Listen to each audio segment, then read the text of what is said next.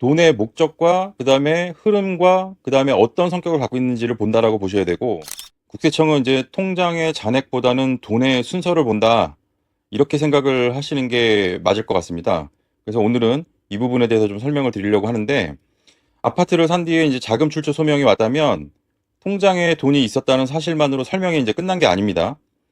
중요한 건 그 돈이 언제 만들어졌고, 계약금, 중도금, 잔금, 뭐 이렇게 어떻게 들어갔고 이체가 됐는지, 특히 이제 부모님이나 가족들한테 한 번이라도 돈이 이렇게 큰 금액을 받은 적이 있다든지, 아니면 제3자로부터 받은 돈이 있다든지, 이런 것들을 보는 거죠. 그래서 이제 돈의 순서를 보기도 하고 성격도 이제 보기도 합니다. 그래서 예를 들어서 10억 원짜리 집을 샀다고 가정을 해볼게요. 4억 원은 본인이 모은 돈, 그리고 4억 원은 은행 대출을 받았어요.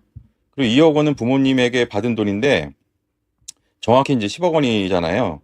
숫자만 보면은 맞죠? 그런데 이제 자금 출처를 설명할 때는 여기서부터 질문이 이제 시작이 되는데, 본인 4억 원은 실제 어느 계좌에 있었고, 어떻게 벌었고, 어떻게 이 돈이 모아졌는지를 보게 될 거고요. 대출은 언제 실행이 됐는지, 그리고 부모님 2억 원은 증여인지 차용인지를 볼 거예요.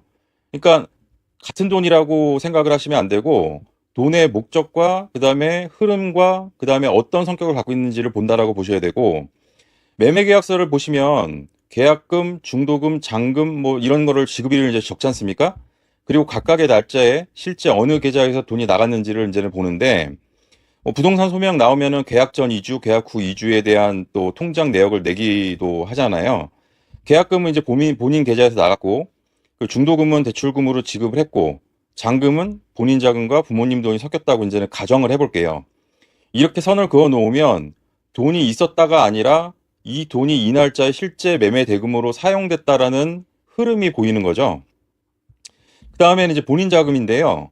오랫동안 모은 돈이겠죠. 4억 원이란 돈이 큰 돈이니까.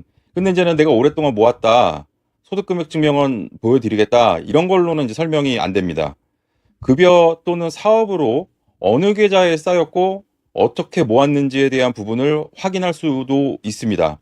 아까 전에 말씀드렸던 2주, 2주는 부동산 원이고요. 국세청 같은 경우에는 훨씬 더 긴 기간을 확인을 할 수가 있는 거죠.